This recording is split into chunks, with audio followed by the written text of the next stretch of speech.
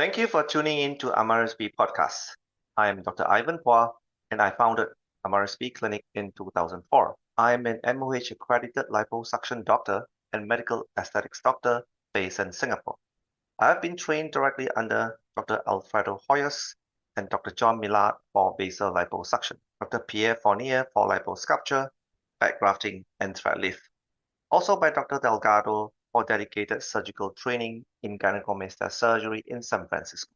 For patients who suffer from gynecomastia, the psychological effects is the most important thing that affects them and the reason why they seek medical treatment. I often ask my patient the question, how much do you think this condition affects you from a scale of 1 to 10? And most of the patients that I do see in the clinic will give me an answer between 6 to 9, which I think anything above 5 is pretty significant in how it affects their life. So patients who are affected often suffer from depression, anxiety, lack of self-confidence, body dissatisfaction, social phobia, and so on.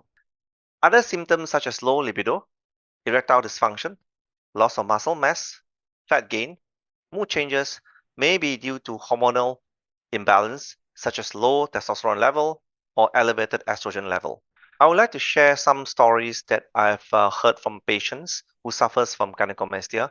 And one of the most common stories or experience from patients who have this condition is like they become very self-aware of the enlarged breasts, and it affects how they feel about themselves, what kind of clothes they will buy and put on, what kind of activities they will or will not do, and so on and so forth.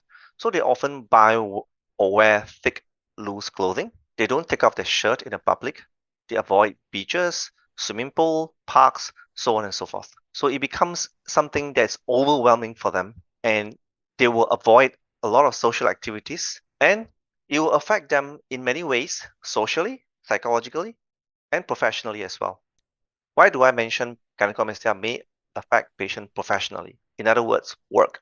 It is because these patients often have low self-confidence, very conscious and aware of how people look at them.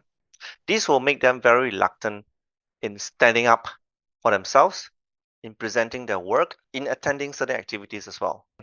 I would like to share some stories that I heard from my patients with you. One of the stories that I heard from my patient which struck me very deeply is a father that told me that he had experienced gynecomastia symptoms since he was young, but he has been able to deal with it and tolerated the condition until his son is born. And one day, when he brought his son out for a swim, his son mentioned to him that, Daddy, why do you have breasts? And this struck him deeply. He suddenly feel very aware of his condition, feel very uncomfortable, and feel that he's ashamed of his body shape. And so he's unable, or he feels that he's unable to bring his son out for a swim. After hearing this, he suddenly feels very self-aware of his condition in front of his son until he couldn't take it anymore and decided to see us for help.